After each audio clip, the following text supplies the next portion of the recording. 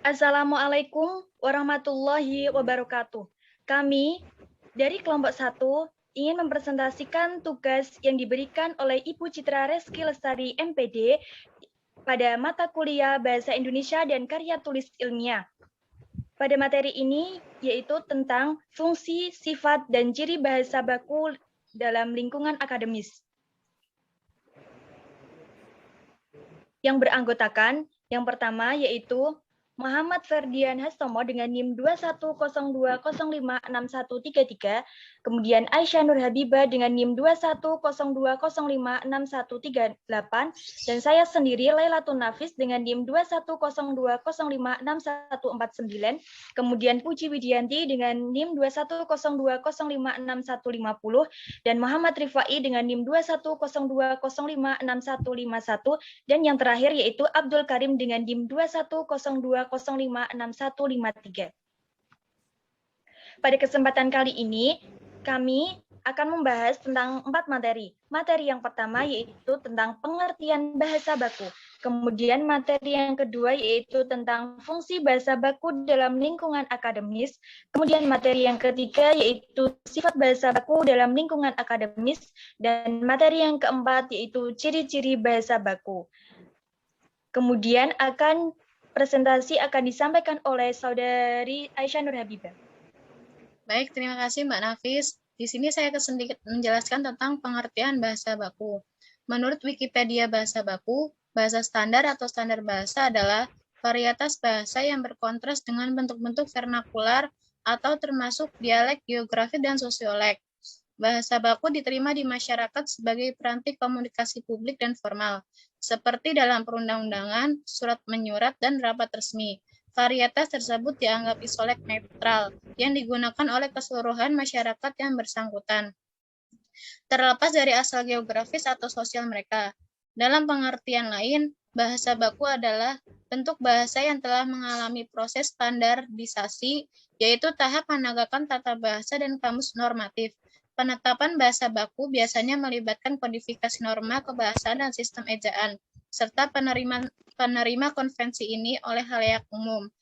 Selain dua tersebut, ada juga pengertian bahwa bahasa baku adalah bahasa yang mempunyai setidaknya satu varietas standar. Menurut definisi ini, istilah bahasa baku merujuk pada keseluruhan bahasa itu, bukan kepada bentuk bakunya sendiri.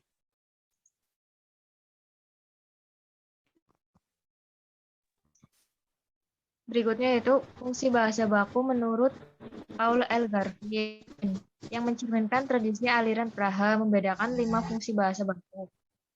Yang pertama yaitu penyatu, memungkinkan komunikasi mudah di dalam suatu komunitas bahasa dan membina identitas kultural politik komunitas tersebut.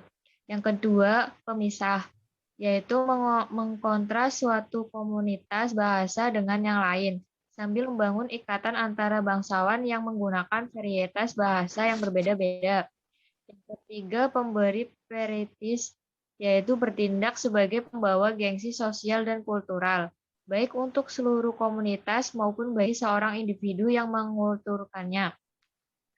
Yang keempat, yaitu partisipatif, memungkinkan para penutur bahasa untuk mendapatkan manfaat dari penguasaan bahasa baku atau mobilitas sosial, kemungkinan berpartisipasi dalam wacana publik, dan lain-lain.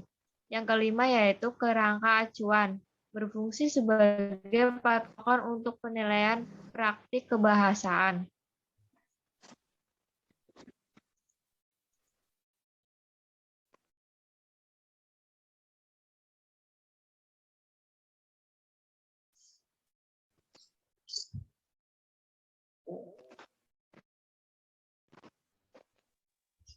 Sifat bahasa baku.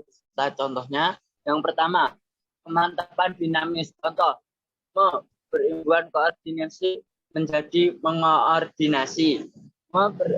Bertambah pesona menjadi memesona. Bertambah sukses menjadi menyukseskan.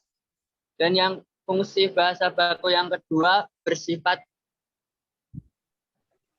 bahasa baku yang kedua kecendekiaan, biasa diwujudkan oleh orang-orang terpelajar di tempat resmi.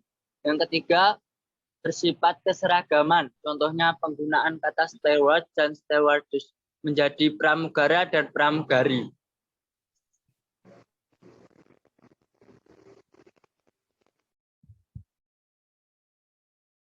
Ciri-ciri bahasa baku beserta contohnya. 1. Tidak dipengaruhi bahasa daerah. Contohnya saya, gue, ayah. Bokap, merasa, mengerasa, dimantapkan, dimantapin. 2. Tidak dipengaruhi bahasa asing. Contohnya junior, junior, hipotensis, hipotesat, kreatif, kreative, kreativitas, kreativitas.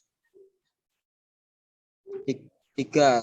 Bukan merupakan ragam bahasa percakapan. Contohnya bagaimana, gimana, begitu, itu, tidak, enggak, menelpon, nelpon. 4. Pemakaian imbuhan secara eksplisit.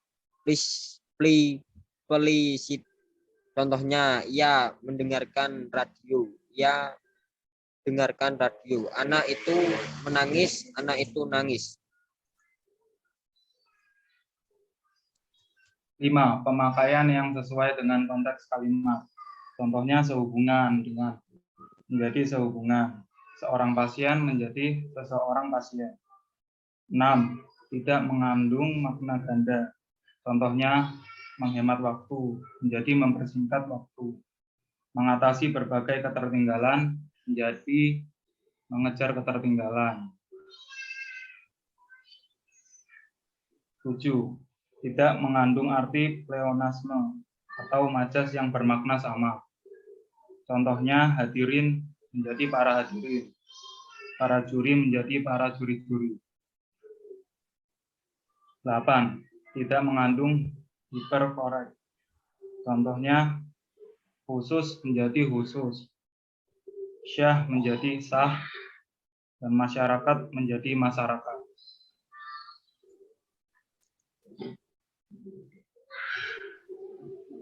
Baik, terima kasih. Sekian presentasi dari kelompok 1. Kami mohon maaf apabila ada salah kata dalam